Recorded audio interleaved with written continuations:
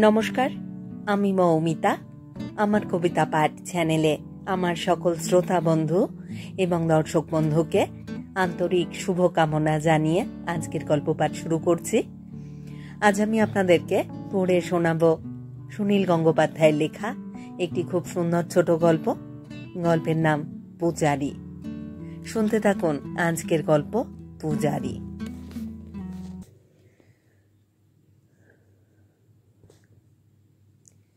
Calling বেলটা বেশ মিষ্টিভাবে টুংটাং শব্দে বাজে।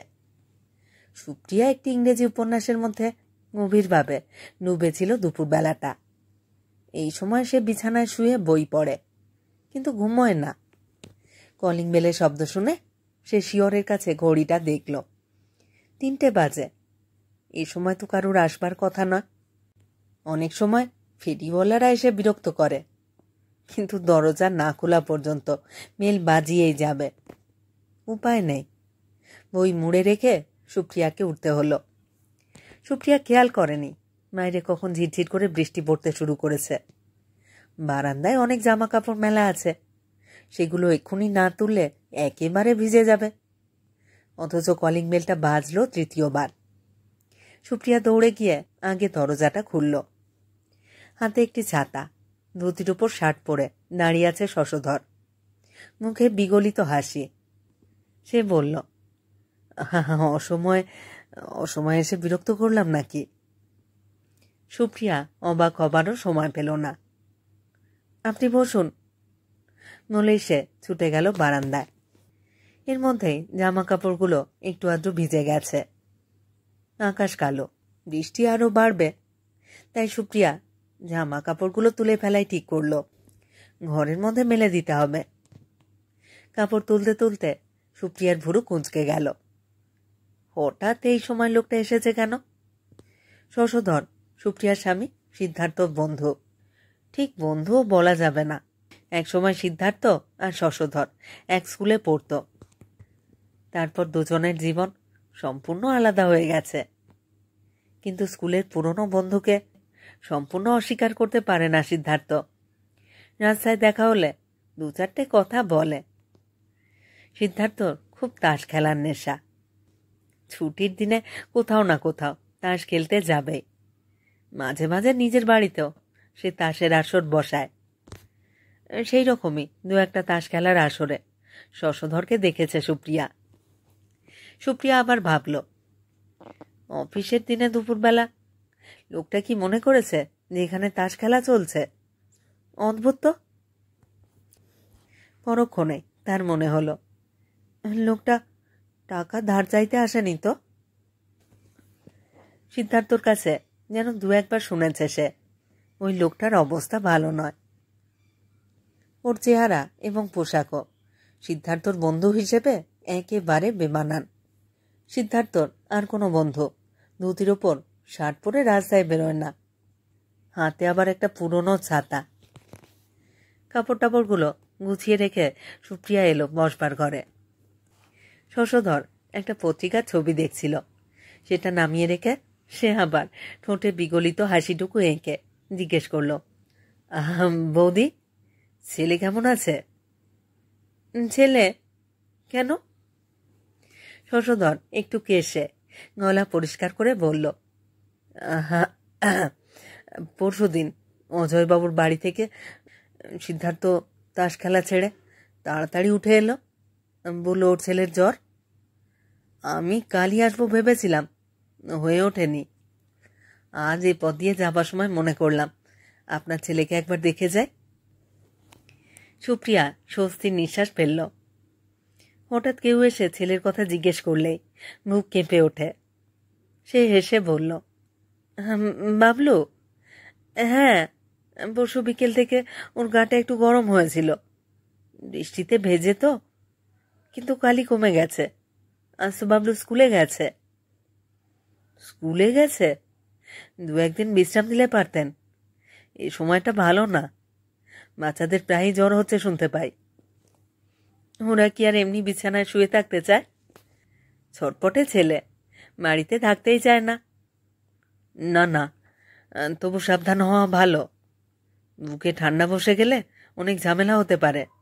এই তো আমার এক ভাগ্নে ব্রঙ্কাইটিসে ভুগছে। শশধরের কাছ থেকে সুপ্রিয়া এসব ব্যাপারে কোনো উপদেশ শুনতে চায় না। স্বাস্থ্যবিধি সম্পর্কে তার যথেষ্ট জ্ঞান আছে। ছেলের কি করে যত্ন নিতে হয় সে জানে। বন্ধুর ছেলের সাধারণ একটু জ্বর হলেই কেউ এমন দুপুরবেলা দেখতে আসে? অদ্ভুত।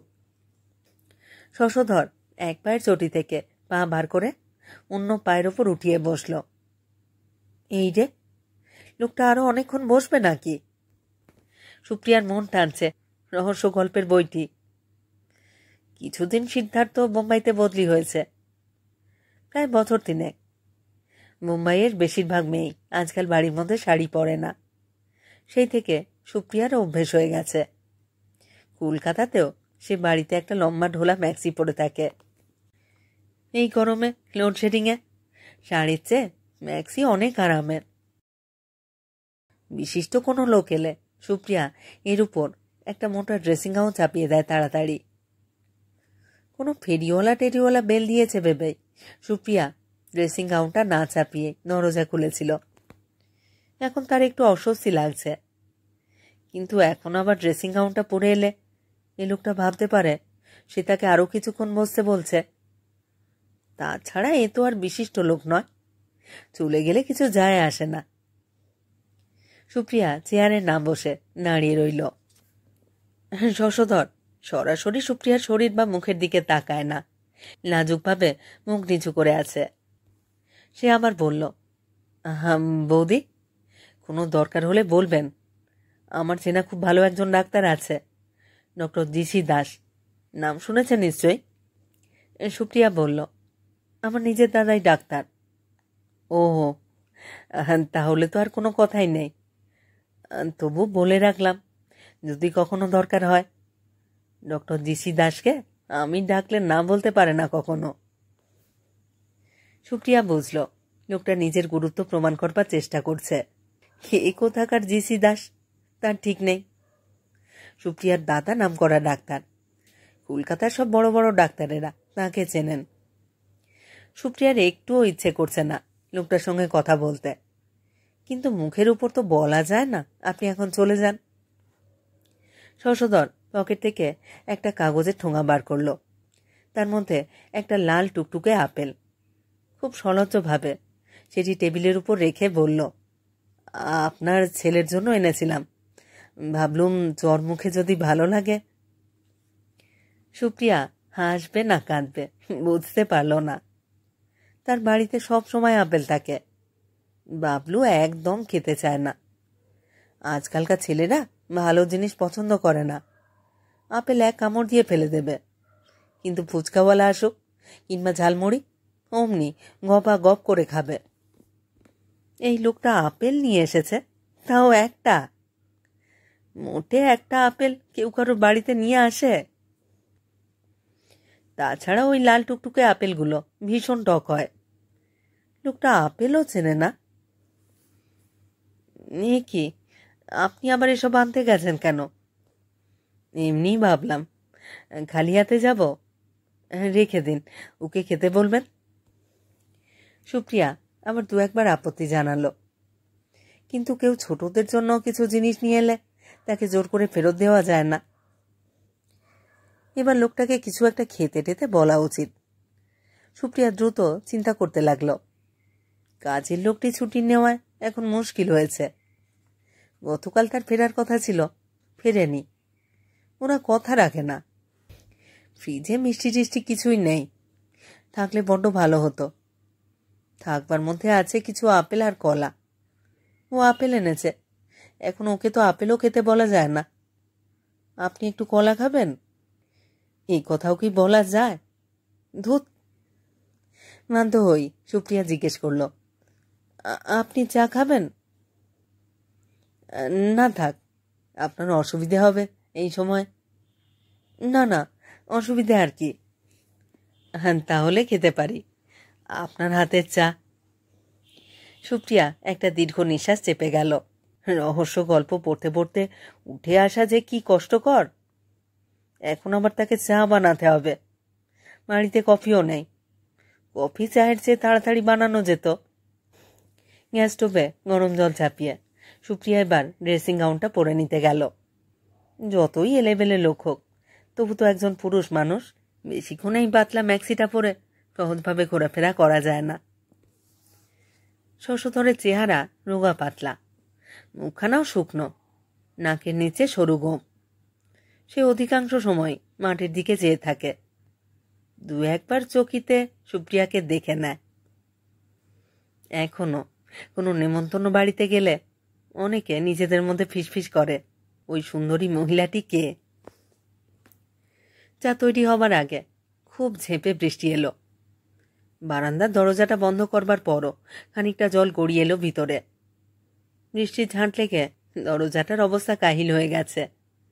সুপ্রিয়া আপন মনেই বলল, এই এক ঝামেলা, যখন তখন বৃষ্টি আর অমনি ভিতরে জল আসবে। শশধর উঠে গিয়ে দরজাটা পরীক্ষা করল, তারপর বিজ্ঞভাবে বলল, খানিকটা অ্যালুমিনিয়ামের পাত দরজার নিচের দিকে লাগিয়ে দিলে বৃষ্টি আটকাতে পারে, তাতে আর জল ঢুকবে না। এই উপদেশ সুপ্রিয়াকে আরও দু একজন দিয়েছে, এর বিরুদ্ধেও বলেছে কয়েকজন। সে চুপ করে রইল। লাগাবেন অ্যালুমিনিয়ামের পাত? আমি জোগাড় করে দিতে পারি। তাতে কোনো লাভ হবে? হ্যাঁ, নিশ্চয়ই হবে। আমি নিয়ে আসব। চেনা মিস্ত্রিও আছে, সেই ঠিকঠাক করে দেবে। না থাক, দরকার নেই, দরজাটাই পাল্টে ফেলতে হবে। পুরো দরজাটা পাল্টাবেন?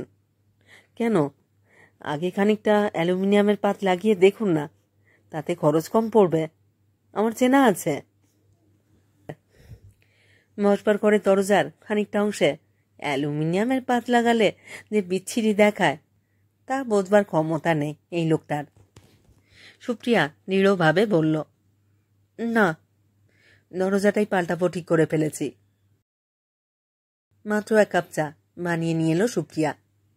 শশধর জিজ্ঞাসা করল, এ কি বৌদি, আপনি খাবেন না? না, আমি বেশি চা খাই না। আপনার বন্ধু ফিরলে 6টার সময় ওর সঙ্গে একসঙ্গে 1 কাপ খাই। সিদ্ধার্থ তো খুব চা খায়। হ্যাঁ, ও খায়। ইস, শুধু শুধু আমার জন্য আপনাকে চা বানাতে হলো কষ্ট করে। না না, এতে কষ্টের কি আছে? লোকটা বুঝি ভেবেছিল সুপ্রিয়াও ওর সামনে চায়ের কাপ নিয়ে বসবে, তাতেও আরও গল্প জমাবার সুযোগ পাবে। সুপ্রিয়া এ পর্যন্ত একবারও ওর সামনে বসেনি। এই ধরনের লোকেদের সঙ্গে সুপ্রিয়ার গল্প করবার মতন কিছুই নেই। শশধর একটি সিগারেট ধরালো। এই রে, আরও কতক্ষণ বসে থাকবে কে জানে। এই ধরনের লোকেদের যে কিভাবে বিদায় করা যায় তা সুপ্রিয়া জানে না। এর চেয়ে আর কত বেশি ঠান্ডা ব্যবহার করবে। আপনি নিজেই চা নিয়ে এলেন। আপনাদের সেই কাজে লোকটি কোথায় বৌদি? সে ছুটি নিয়েছে। এমন মুশকিলে পড়েছি। ওরা ছুটি নিলে সহজে ফিরতে চায় না। কতদিনের জন্য গেছে? বলেছিল 7 দিন। এই তো 12 দিন হয়ে গেল। তাহলে দেখুন ফিরে কিনা সন্দেহ।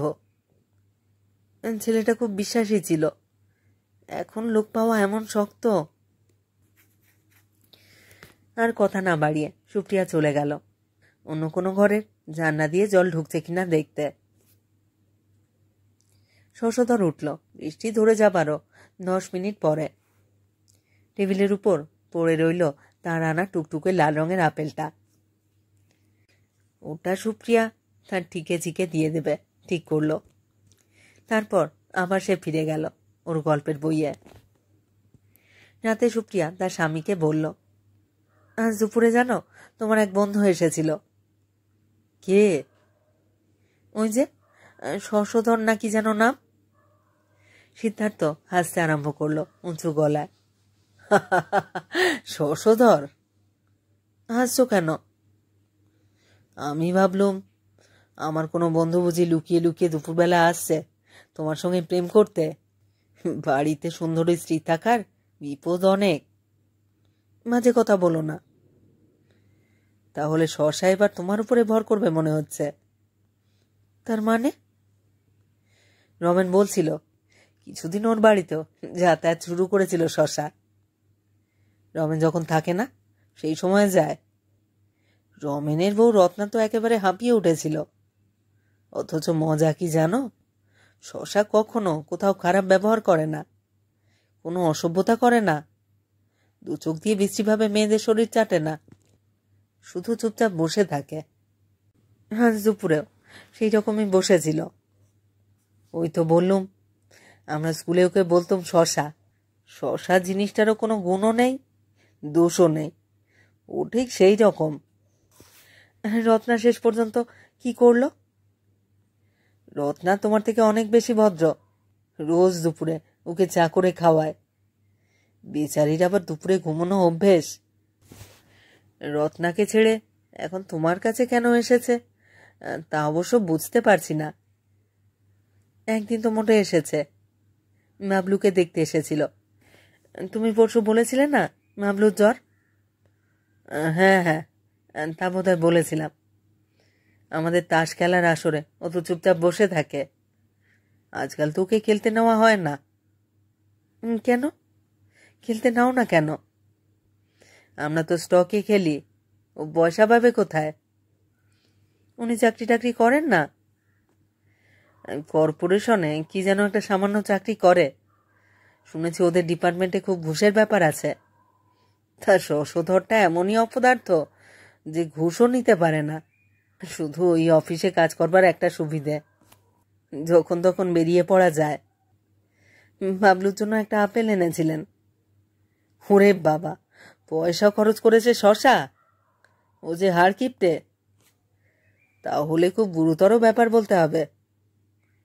তুমি কি এর মধ্যে খুব সেজে গুজে কোনোদিন বেরিয়েছিলে? আর সে সময় ও তোমাকে দেখেছে? না। পরদিন দুপুরে লোডশেডিং। কলিং বেল বাজবে না, দরজায় আওয়াজ হচ্ছে, ঠুক ঠুক ঠুক ঠুক। সুপ্রিয়া শিয়রের দিকে চেয়ে দেখল, ঠিক 3টে বাজে। উঠে এসে সে দরজার ম্যাজিক আই দিয়ে দেখল, কোনো সন্দেহ নেই আজও শশধর এসেছে। দরজা না খুলে তো টুকটুক করতেই থাকবে। আজ কোন ছুতো এসেছে লোকটা? শুধু যেন সেই জানার কৌতূহলে দরজা খুলল সুপ্রিয়া। আজও সেই একই পোশাক, হাতে ছাতা, মুখে বিগলিত হাসি। আজও প্রথম কথাটি একই, অসময় এসে আপনাকে বিরক্ত করলাম। সুপ্রিয়া আজ আগে থেকেই মোটা হাউসকোটটা পরে শরীর ভালো করে ঢেকে নিয়েছে। সে কোনো কথা বলল না। একটু দূরে দাঁড়ানো কাকে যেন ডেকে শশধর বলল, হ্যাঁ এই আয়, এদিকে আয়, দেখুন তো এই কি আপনার পছন্দ হয় কি না। সুপ্রিয়া সবিস্ময়ে তাকালো। মলিন ধুতি ও গেঞ্জি পরা আর একটি লোক দেয়ালের পাশে দাঁড়িয়ে আছে। এ কে? আমাদের অফিসের একজন বেয়ারার ভাই, সবে দেশ থেকে এসেছে, চাকরি খুঁজছে। তাই আমি ভাবলাম আপনার এখানে নিয়ে আসি। আপনার রান্নার লোক নেই, একে দিয়ে যদি কাজ চালানো যায়। লোকটি চেহারা দেখে মনে হয় না সে কোনোদিন কোনো গৃহস্থ বাড়িতে কাজ করেছে। কেমন যেন বুনো বুনো ভাব। গ্রামের দিকে কোনো নৌকোর মাঝি কিংবা মোষের পালে রাখাল হলেই যেন ওকে মানায়। আমতা আমতা করে সুপ্রিয়া বলল, হে কি রান্নার কাজ পারবে? হ্যাঁ হ্যাঁ, সব পারবে, ওকে জিজ্ঞেস করে দেখুন না। এই যে, তোমার নাম কি? জীবন কৃষ্ণ দাস। তুমি কোথাও রান্নার কাজ করেছো কখনো?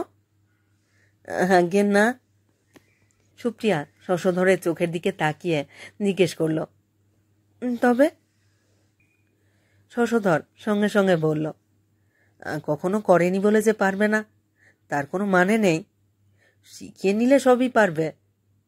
বৌদি, ভালো করে শেখালে মাকে দিয়েও হাল চাষ করানো যায়, ঠিক কি না? শশধর বোধ হয় সিদ্ধার্থের চেয়ে বয়সে বড়ই হবে, অন্তত চেহারায় সেই রকমই দেখায়। সে সুপ্রিয়াকে বৌদি বলে ডাকে বলে সুপ্রিয়ার বেশ অস্বস্তি বোধ হয়। এই শিখিয়ে পড়িয়ে নেওয়া ব্যাপারটা সুপ্রিয়া ঠিক পছন্দ নয়। ঝি চাকর রান্নার লোকে অনেক চেষ্টায় কাজ টাজ ঠিক মতন শেখালে তারপর সে একদিন ফুরুত করে উড়ে যায়, তখন রাগ ধরে দারুণ। তার চেয়ে বাবা তৈরি লোক নেওয়াই ভালো। শশধর সেই লোকটিকে বলল, হ্যাঁ তুই একটু বাইরে বস। তারপর সুপ্রিয়াকে বলল, ভিতরে চলুন বৌদি, আপনাকে সব বুঝিয়ে দিচ্ছি। সুপ্রিয়া এতক্ষণ শশধরকে ভিতরে আসতে বলেনি। কথাবার্তা সবই হচ্ছিল বাইরে দাঁড়িয়ে। ভিতরে ঢুকে নিজেই দরজাটা বন্ধ করে দিল শশধর। তারপর যেন একটা ষড়যন্ত্রের ভঙ্গিতে ফিসফিস করে বলল, বৌদি, মাইনে দিতে হবে খুব কম, এমনকি প্রথম মাসে কিছু না দিলেও চলবে। সুপ্রিয়া হেসে ফেলল। শশধর বলল, ও আর কিছু চাইবে না, ওর তো এখন খাওয়া থাকারই জায়গা নেই। আজকাল কোনো লোককে মাইনে না দিয়ে কাজ করানো যায়? আমি বলছি বৌদি, ও পড়তে যাবে, এমন ভালো বাড়িতে থাকবে। শশধর চেয়ার টেনে বসল। এবার বোধহয় সে চায়ের আশা করবে। সুপ্রিয়া হঠাৎ কণ্ঠস্বর বদলে বলল, আমার এখন দরকার নেই, আমার এখন লোক দরকার নেই। শশধরের কণ্ঠ থেকে বেরিয়ে এলো, হ্যাঁ, আমি এখন লোক রাখবো না। আপনার লোক নেই, আপনার এত অসুবিধে হচ্ছে বৌদি। শুনুন, আমার যে লোক আছে সে খুব বিশ্বাসী। এও খুব বিশ্বাসী বৌদি, আমি গ্যারেন্টি। আমার লোকটি কাজকর্ম খুব ভালো জানে। ছুটি নিয়ে গিয়ে ফিরতে 2-4 দিন দেরি করছে বটে, কিন্তু আমি জানি সে ঠিকই ফিরে আসবে। এখন আমি নতুন লোক রাখবো না। অন্তত 2-4 দিনের জন্য রাখুন, আপনার অসুবিধে হচ্ছে ভেবেই ওকে এনেছি। নতুন লোক রাখার অনেক অসুবিধা আছে, তাতে কাজের ঝঞ্ঝাট আরও বাড়ে। ও বলে শশধর একটুক্ষণ মাথা নিচু করে চুপ করে রইল। তারপর আস্তে আস্তে মুখ তুলে সুপ্রিয়ার দিকে এমন কাতরভাবে তাকালো, সে যেন সুপ্রিয়ার কাছ থেকেই কিছু একটা দয়া চায়। বাইরের দরজাটা বন্ধ করে দিলে এই ফ্ল্যাটটা একেবারে আলাদা হয়ে যায় গোটা বাড়ি থেকে। পরপর কয়েকটা দুপুর সুপ্রিয়া একদম একা আছে। শশধর কি তা জেনে শুনেই এসেছে? অবশ্য শশধরকে দেখে একটুও ভয় পায় না সুপ্রিয়া। শশধর তার দৃষ্টি সুপ্রিয়ার মুখে নয়, তার নগ্ন ডান বাহুর উপর সেই দেখেছে। খুব ফর্সা রং বলে সুপ্রিয়ার হাতখানি মাখনে তৈরি বলে মনে হয়। সুপ্রিয়া জানে শশধরের ওই লোকটিকে রাখলে কাল আবার দুপুরে আসবে শশধর। এখন তো ভালো রকম ছুতো পেয়ে যাবে। তার দেওয়া লোক কেমন কাজ করছে সেই খবর নিতে তো শশধর আসতেই পারে। তাহলে তাহলে ওকে রাখবেন না বৌদি? না। শশধর কি এখন চায়ের জন্য অপেক্ষা করছে? রোজ রোজ সুপ্রিয়া কাউকে চা তৈরি করে খাওয়াতে পারবে না। আমার দিদির জ্বর, একবার দেখতে যাব, আমাকে কিন্তু এক্ষুনি বেরোতে হবে। শশধর আবার বলল, আমাকে এক্ষুনি বেরোতে হবে আজ। শশধর এমন বোকা নয় যে এই ইঙ্গিত সে বুঝবে না। সে খুব লজ্জিত ভাব করে বলল, ও বৌদি, আপনাকে অসময়ে এসে বিরক্ত করলাম। সুপ্রিয়া ভদ্রতা করেও কোনো উত্তর দিল না। শশধর উঠে দাঁড়িয়ে বলল, আমি তাহলে যাই বৌদি। আপনাকে বেরোতে যখন হবে। দরজার কাছে গিয়েও মরিয়া হয়ে শেষ চেষ্টা করল শশধর। বলল, আপনি কোন দিকে যাবেন বৌদি? সুপ্রিয়া গম্ভীরভাবে উত্তর দিল, যোধপুর পার্কে। আপনি কিসে যাবেন? একটা ট্যাক্সি ডেকে দেব? ট্যাক্সির দরকার নেই, আমি রিক্সা করে চলে যাব। তাহলে রিক্সা ডেকে দিই। আমাদের বাড়ির নিচে রিক্সা পাওয়া যায়, আমার তৈরি হতে খানিকক্ষণ সময় লাগবে। ও আচ্ছা, চলি বৌদি। এবার সত্যি সত্যি চলে গেল শশধর। দরজাটা বন্ধ করে হাউস কোটটা খুলে ফেলল সুপ্রিয়া। লোডশেডিংয়ে গরমের মধ্যে এই মোটা জিনিসটা এতক্ষণ পরে থাকতে তার রীতিমতন কষ্ট হচ্ছিল। দুপুরবেলা এই ধরনের উটকো জ্বালাতন কারোর ভালো লাগে না। বিছানায় ফিরে গিয়ে গল্পের বই খোলবার একটু পর সুপ্রিয়ার হঠাৎ একটা কথা মনে পড়ল। লোকটা বাড়ির সামনের রাস্তায় দাঁড়িয়ে নেই তো। হয়তো শশধর যাচাই করতে চায় সুপ্রিয়া সত্যি এখন বাড়ি থেকে বেরোবে কিনা, অথবা মিথ্যে কথা বলে তাকে বিদায় করা হলো কিনা।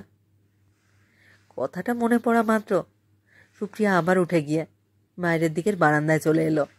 এদিক ওদিক চোখ ঘুরিয়ে দেখতে চোখে পড়ল মোড়ের কাছে দাঁড়িয়ে আছে শশধর, সিগারেট টানছে আর এই বাড়ির দিকে ঘন ঘন তাকাচ্ছে। সুপ্রিয়ার সঙ্গে চোখাচোখি হয়ে গেল শেষ পর্যন্ত। শশধরের কি তৃষ্ণার্ত দৃষ্টি! সুপ্রিয়া দৌড়ে চলে এলো ভিতরে। হাউসকোট ছাড়া শুধু এই পাতলা জামা পরে সে কখনোই বাইরের বারান্দায় দাঁড়ায় না। পাড়ার ছেলেরা হ্যাংলাভাবে তাকায়, সুপ্রিয়া সেটা খেয়ালই করেনি। বিছানায় ফিরে এসে সে আপন মনে হাসতে লাগলো। একলা একলা হাসতে অনেক সময় দারুণ ভালো লাগে। শশধর দাঁড়িয়ে থাক যতক্ষণ খুশি। সে কি আবার জিজ্ঞেস করবে, কই বৌদি বেরুলে না তো? এতখানি সাহস হবে তার? ঘণ্টাখানেক বাদে সুপ্রিয়া আর একবার গায়ে হাউসকোট চাপিয়ে বারান্দায় গিয়ে দেখে এলো, না, শশধর নেই। সেদিন রাতে সিদ্ধার্থকে সুপ্রিয়া বলল, জানো তোমার বন্ধু আবার এসেছিল। সিদ্ধার্থ বলল, কে, শশা? এত ঘন ঘন? সুপ্রিয়া জিজ্ঞেস করল, ওদের কি অফিসে কাজ টাজ কিছুই থাকে না? ঠিক 3টের সময়। ওদের কাজকর্ম না করলেও চলে। তা আজ কিছু তো নিয়ে এসেছিল, আমার জন্য রান্নার লোক জোগাড় করে এনেছিল। শশাটা করিতকর্মা আছে তো, একদিনের লোক জোগাড় করে ফেলল। লোকে আজকাল মাথা কুটেও ছোট করে একজন রান্নার লোক পায় না। তাকে রাখলে না? একদম গাইয়া, আমাদের কাজ চলবে না। তা তোমার দিদির বাড়িতে পাঠিয়ে দিলে না কেন? তারও তো একদম লোক নেই। হ্যাঁ, দিদির বাড়িতে ওকে পাঠাই। তারপর তোমার বন্ধু শশধর রোজ দুপুরে দিদির কাছে গিয়ে উৎপাত করুক আর কি। দিদিও দুপুরে একলা থাকে। তোমাকে ছেড়ে ও এখন চট করে অন্য কোনো মহিলার কাছে যাবে না। তোমাকেই ওর পছন্দ। আমি আজ ওকে চা দিইনি, 5 মিনিটের মধ্যে বিদায় করে দিয়েছি। কি করে তাড়ালে? সুপ্রিয়া সবিস্তারে ঘটনাটি খুলে বলল। সিদ্ধার্থ আফসোসে সুরে বলল, ইস, বেচারাকে তাড়িয়ে দিলে। তোমার এলেম আছে বলতে হবে, মাত্র 2 দিনেই। রমেনের বউ রত্না তো 2 মাসের মধ্যেও ওকে কিছু বলতে পারেনি। আমি রত্নার মতন অমন ভালো মানুষ নই। না, শশাটা এমনিতে খুব নিরীহ, বিয়ে টিয়ে করেনি। নিরালায় সুন্দরী মেয়েদের সঙ্গে গল্প করাটা ওর নেশা।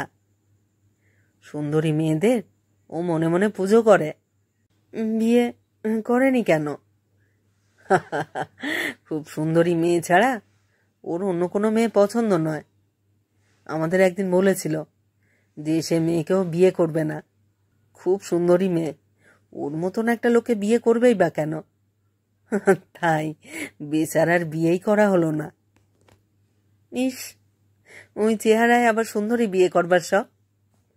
ও বুঝি নিজের চেহারাটা কোনোদিন আয়নায় দেখেনি? ও কথা বলো না। দেখো, দুর্গা ঠাকুর কিংবা সরস্বতী পুজো করে কারা? অধিকাংশই তো রোগা শিরিঙে বিছিরি চেহারার পুরুষ। দেবীরা খুব রূপসী, তা বলে পূজারীকেও যে সুন্দর হতে হবে তার তো কোনো মানে নেই। ও আগে জানো, প্রত্যেক দিন দুপুরের শোতে হিন্দি সিনেমায় যেত সুন্দরী অভিনেত্রীদের দেখবার জন্যে। এখন বোধ হয় জ্যান্ত সুন্দরীদের দেখতে চায়। আমার কাছে আর আসবে না। রোজ রোজ দুপুরে ওসব ন্যাকামো আমার ভালো লাগে না। দুপুরে একটু পড়াশুনো করি আমি। সুপ্রিয়া ফিলোজফিতে এমএ পাস। আজকাল অবশ্য তার পড়াশুনো বিলিতি হালকা গল্পের বইতে সীমাবদ্ধ। সিদ্ধার্থ পাশ ফিরে ঘুমোবার আগে বলল, দেখো, ও ঠিক আর একটা কোনো ছুতো খুঁজে আসবে তোমার কাছে। তোমাকে ওর খুব পছন্দ। আমি আগেও লক্ষ্য করেছি, তোমার নাম শুনলেই ওর মুখখানা কেমন গদগদ হয়ে যায়। পরদিন দুপুরে সুপ্রিয়া আবার দরজায় খুটখুট শব্দ শুনল। সেদিনও লোডশেডিং। রীতিমতো রেগে গেল সুপ্রিয়া। আজ আর শশধরকে ভিতরে ঢুকতেই দেওয়া হবে না। দরজার কাছ থেকে তাকে কড়া কথা বলে বিদায় দিতে হবে। হাউসকোটটা গায়ে জড়িয়ে নিয়ে সুপ্রিয়া এসে দরজা খুলল। কেউ নেই। সুপ্রিয়া বাইরে বেরিয়ে এদিক ওদিক দেখল। কই, কেউ নেই তো। কোনো দুষ্টু ছেলে দরজায় টোকা দিয়ে পালিয়েছে? আগে তো কোনোদিন এরকম হয়নি। তাহলে কি সুপ্রিয়ার মনের ভুল? কেউ টোকা দেয়নি। আশ্চর্য। দরজা বন্ধ করে কাছেই দাঁড়িয়ে থাকলো সুপ্রিয়া। একটুক্ষণ অপেক্ষা করল। না, আর কেউ টোকা দিল না। বিনা কারণে সুপ্রিয়া একবার রাস্তার দিকের বারান্দাটাতেও ঘুরে এলো। না, রাস্তায়ও কেউ নেই। এমন ভুল করবার জন্য সুপ্রিয়া নিজের উপরই বিরক্ত হয়ে উঠল। হাউসকোটটা খুলে সবে মাত্র বিছানায় শুয়েছে, আবার দরজায় টোকা। সুপ্রিয়া উৎকণ্ঠ হয়ে রইল। এবারেও মনের ভুল? না, এরপর বেশ জোরে শব্দ হলো দরজায়।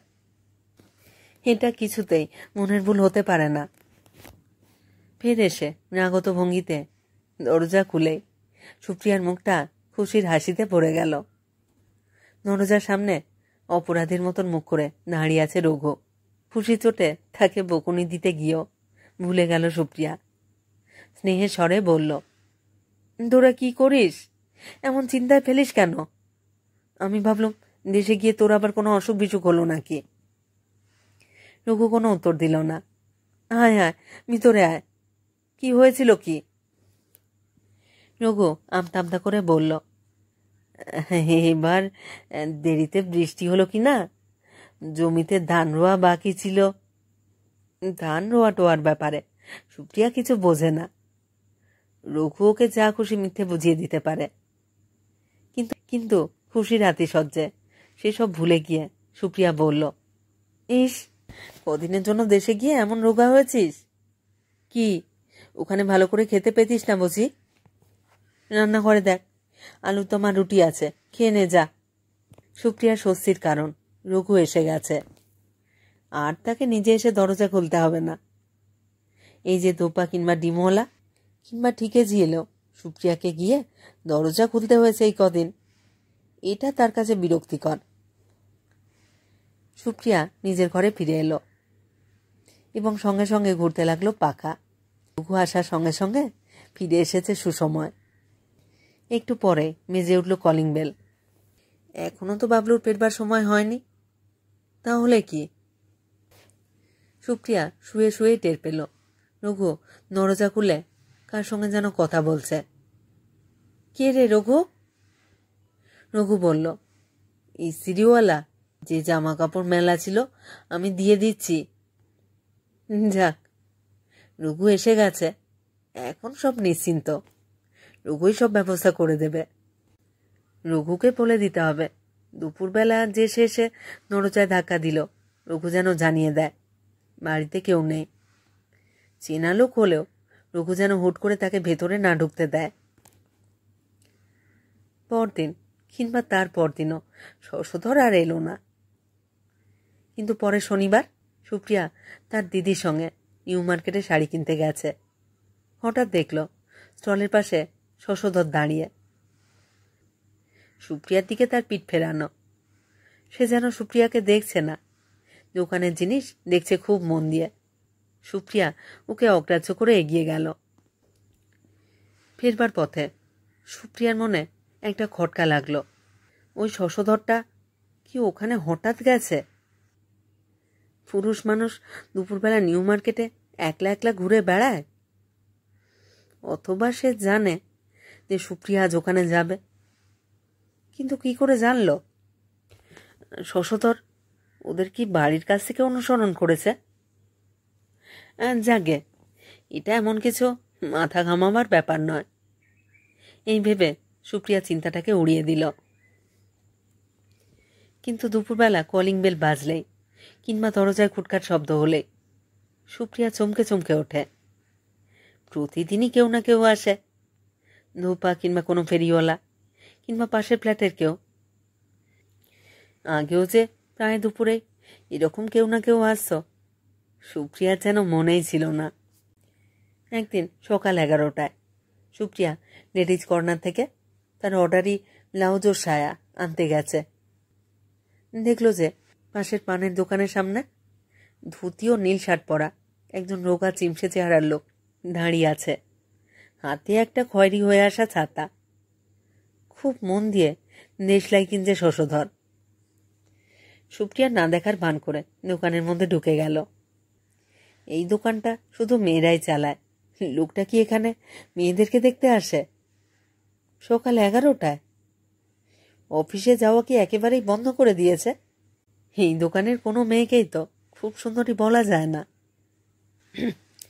সে দোকানে প্রায় 1 ঘন্টা সময় লাগলো সুপ্রিয়ার। মাপটা মিলিয়ে নেবার ব্যাপার আছে। যখন সে দোকান থেকে বেরোলো তখন চকিতে একবার দেখে নিল, শশধরের এখনও যেন দেশলাই কেনা শেষ হয়নি। সেই একই ভঙ্গিতে সে দাঁড়িয়ে। শশধর একবার মুখ ফিরিয়ে তাকালো সুপ্রিয়ার দিকে, কিন্তু চোখাচোখি হবার আগেই সুপ্রিয়া উঠে পড়ল একটা রিকশায়। সুপ্রিয়ার হাসিও পায়, রাগও ধরে। এ কি শুরু করেছে লোকটা? পাগল হয়ে গেছে নাকি? সুপ্রিয়ার যেন মনে পড়ছে এর মধ্যে আরও কয়েকবার সে শশধরকে কাছাকাছি ঘোরাফেরাও করতে দেখেছে। লোকটা সব সময় তাকে অনুসরণ করে, কিন্তু এজন্য রাস্তার মাঝখানে তো ওকে গিয়ে ধমক দিতে পারে না। মেট্রো সিনেমায় ছবি ভাঙবার পর উপরে সিঁড়ি দিয়ে সুপ্রিয়া তার দিদি আর 2 বান্ধবীর সঙ্গে নামছে। এমন সময় সে বলে উঠল, এই রে। সিঁড়ির নিচে কাছে দরজার পাশে দাঁড়িয়ে আছে শশধর। সেই একই রকম পোশাক। কদিন ধরে বৃষ্টির নামগন্ধ নেই, তবু হাতে সেই ছাতা।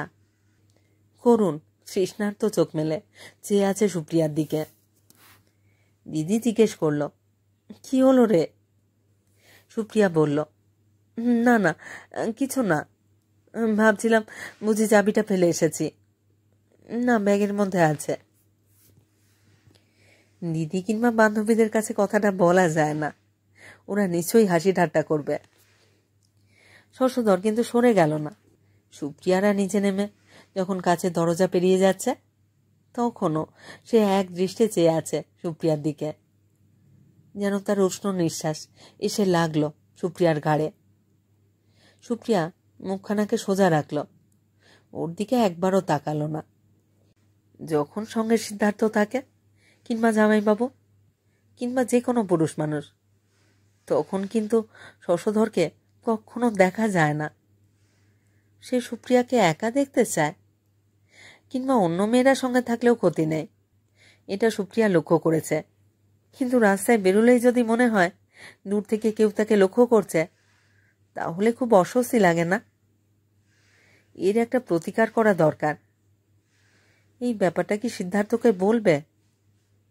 সুপ্রিয়া মনস্থির করে উঠতে পারল না। সিদ্ধার্থ হয়তো হেসে উঠবে, যা হালকা স্বভাব ওর। তারপর একদিন মুখোমুখি হয়ে গেল। সুপ্রিয়ার পরনে গাঢ় লাল শাড়ি, পায়ে লাল চটি, মাথায় লাল ছাতা। তার গৌরবর্ণ এই রক্তিম আভরণে যেন সোনার মতন উজ্জ্বল হয়ে উঠেছে। সুপ্রিয়ার দিকে রাস্তার অনেক মানুষই তাকায়, সেটা সুপ্রিয়ার ভালোই লাগে।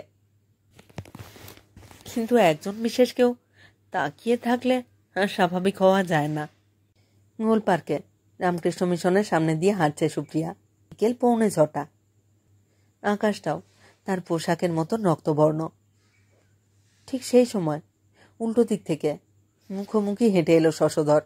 চোখে সেই একই রকম করুণ তৃষ্ণার্ত দৃষ্টি। সুপ্রিয়া থমকে দাঁড়িয়ে সোজা তাকালো ওর দিকে। শশধর আরো দ্রুত এগিয়ে আসতে লাগলো। তার মুখে যেন আলো ফুটে উঠেছে। সুপ্রিয়ার মুখে সে হাসি দেখতে পেয়েছে। একেবারে কাছাকাছি এসে সেই কথা বলবার জন্য সবে ঠোঁট ফাঁক করেছে। সুপ্রিয়া সেই সময় তার পোশাকের মতন চোখও রক্তবর্ণ করে ফেলল। তারপর দারুণ ঘৃণার সঙ্গে বলল, ছি। ওই একটা মাত্র শব্দ, আর কিছু না। তারপরে সুপ্রিয়া ডান দিকে ফিরে একটা রিক্সা ডাকল। রিক্সায় উঠে আর একবারও পিছন ফিরে তাকালো না। ইচ্ছে করে একটু বেশি খারাপ ব্যবহার করতে হলো সুপ্রিয়াকে। ওই লোকটাকে আর বেশি প্রশ্রয় দেওয়া যায় না। দিনের পর দিন পথে ঘাটে একজন লোককে নিয়ে ঘোরা, এ যেন দারুণ একটা বোঝা। এ অন্য কেউ বুঝবে না। সবাই শুনলে বলবে, এতে আর এমন কি হয়েছে, লোকটা তো কোনো ক্ষতি করে না। কিন্তু এ যে এক সাংঘাতিক মানসিক চাপ। সব সময় একটা লোক তাকিয়ে থাকবে। ওর লোভী দৃষ্টি যেন সুপ্রিয়ার পিঠে ফোটে। আজ একটু হেসে কথা বললেই আর কোনো উপায় ছিল না। আবার ঠিক বাড়িতে আসতে আরম্ভ করত।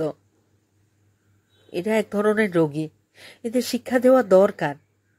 সেই জন্যই সুপ্রিয়া আজ ইচ্ছে করে বেশি সাজগোজ করে বেরিয়েছিল।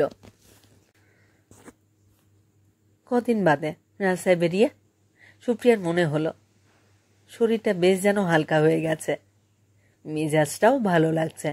সে এদিক ওদিক তাকিয়ে দেখল, না, শশধর কোথাও নেই, সত্যি নেই। সুপ্রিয়া ঠিক বুঝতে পেরেছে। তারপর আর কোনো দিনই শশধরকে দেখা গেল না।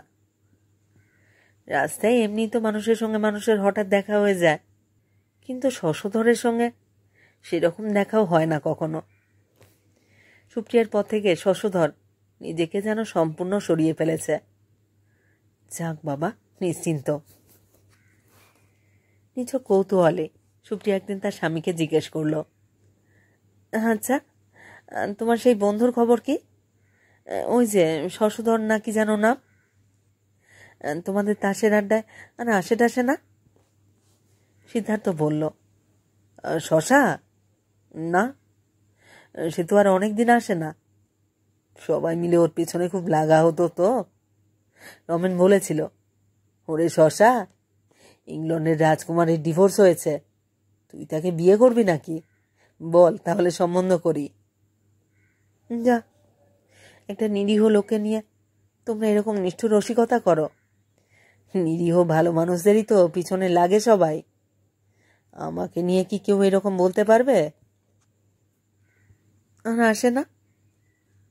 না, একদম যেন হারিয়েই গেছে। আগে বলতো, আমি ভাই ব্যাচেলার মানুষ, সন্ধ্যের পর সময় কাটে না, তাই তোমাদের কাছে আসি।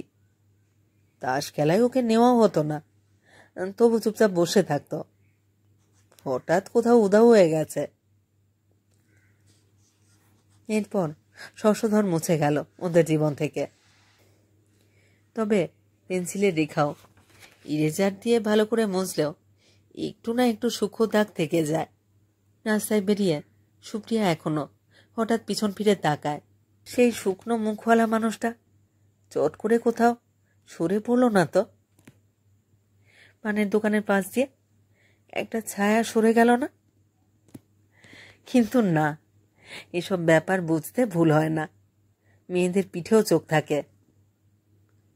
সুপ্রিয়া মাঝে মাঝেই ভাবে, লোকটা গেল কোথায়?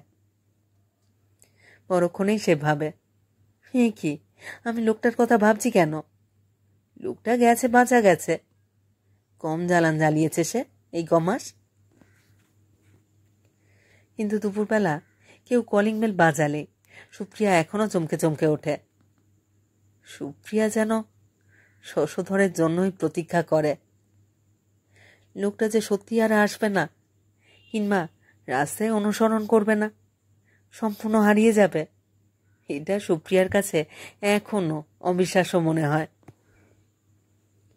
একদিন নির্জন দুপুরে আবার বেল বাজে। দরজা খুলে দেয় রঘু। অচেনা কিংবা অল্প চেনা লোক হলে দুপুরে ঢুকতে দেওয়া হবে না, এই রকমই নির্দেশ আছে রঘুর উপর। কিন্তু একজন অচেনা আগন্তুক রঘুকে গ্রাহ্যই না করে দরজা খোলা মাত্র সরাসরি ভিতরে ঢুকে পড়ে করুণ গলায় ডাকে, সুপ্রিয়া, সুপ্রিয়া। সেই ডাক শুনে সুপ্রিয়ার বুক ধড়াস ধড়াস করে ওঠে। খাট থেকে নেমে ড্রেসিং গাউন পরতে ভুলে গিয়ে প্রায় দৌড়ে নিজের ঘর থেকে বেরিয়ে আসে সে। তারপর থমকে গিয়ে বলে, তুমি? সব সুন্দরী রমণীদেরই একাধিক প্রেমিক থাকে। রূপের কিছু স্থাবক না থাকলে রূপ কখনো দীর্ঘস্থায়ী হয় না। শুধু নিজের স্বামীর জন্য কোনো বিবাহিতা রমণী বছরের পর বছর রূপচর্চা কিংবা সৌন্দর্য চর্চা করে? মেয়েরা প্রসাধন করে মাইরে বেরুবার সময়। চেনাশোনাদের মধ্যে সুপ্রিয়ার 4-5 জন ঘনিষ্ঠ স্থাবক আছে বটেই। তাছাড়া আছে একজন বাল্যপ্রেমিক। সেই সব মেয়েরাই ভাগ্যবতী যাদের একজন বাল্যপ্রেমিক থাকে, কিন্তু তাদের সঙ্গে বিয়ে হয় না। বিয়ে হয় একজন বেশ স্বাস্থ্যবান, সচ্ছল, নির্ভরযোগ্য মানুষের সঙ্গে। তারপর বাকি জীবন সেই বাল্যপ্রেমিকটির সঙ্গে কাছাকাছি বা দূরত্বে একটি মধুর সম্পর্ক নিয়ে থেকে যায়। সুপ্রিয়া সেই রকম ভাগ্যবতী। তার বাল্যপ্রেমিকটির নাম অভিজিৎ। সব দিক থেকে রোম্যান্টিক প্রেমিক হবার যোগ্যতা তার আছে। সে শুধু সুদর্শন নয়, তাকে দেখা যায় খুব কম। সে ঘুরে ঘুরে বেড়ায়, অবশ্য চাকরির কারণে, কিন্তু সে বিয়ে করেনি। অভিজিৎ আসে 9 মাসে 6 মাসে একবার। এবার এলো ঠিক 1.25 বছর পর। সুপ্রিয়া খুশি আর অভিমান মিশিয়ে জিজ্ঞেস করল, মনে আছে তাহলে? চিঠি লেখার অভ্যাস নেই অভিজিতের, তাছাড়া চিঠি লেখার অসুবিধেও আছে। সে বলল, তুমি জানতে না আমি ব্যাঙ্গালোরে আছি এখন? অভিজিতের সঙ্গে একটা ক্ষীণ সূত্র আছে যোগাযোগের। অভিজিতের মাসুতো বোন স্বপ্না, সে আবার সুপ্রিয়ার বান্ধবী। তবে স্বপ্নার সঙ্গেও আজকাল বেশি দেখা হয় না। আর দেখা হলেও প্রিয়া মুখ ফুটে তার কাছে অভিজিতের কথা জিজ্ঞেস করতে পারে না। ব্যাঙ্গালোর বুঝি পৃথিবীর ওপারে? সেখান থেকে কি এতদিন পর পর আসতে হয়?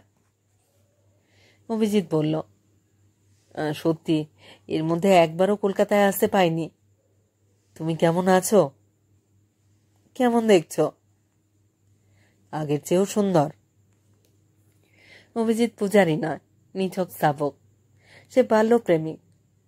বাল্যপ্রেমিকটা হিংস্র হয়, শুধু মুখের কথা নয়, তারা আরও অনেক কিছু চায়। আগের চেয়েও সুন্দর কথাটি উচ্চারণ করে অভিজিৎ গাঢ়ভাবে বেশ কয়েক পলক তাকিয়ে থাকে সুপ্রিয়ার দিকে। তারপর সে বলে, কি আমাকে কি বসতেও বলবে না? তোমার সঙ্গে বুঝি ভদ্রতা করতে হবে? অভিজিৎ একটা চেয়ারে বসে পড়ে, আর একটা চেয়ার কাছে টেনে এনে বলে, তুমি বসো এটাতে। সুপ্রিয়া তবু দাঁড়িয়ে থাকে। সে দেখে অভিজিতের মাথায় গুচ্ছ গুচ্ছ কোঁকড়া চুল, ঠিক 10 বছর আগে যেমন ছিল এখনো সেই রকমই আছে। অভিজিতের ব্যবহার অত্যন্ত সাবলীল।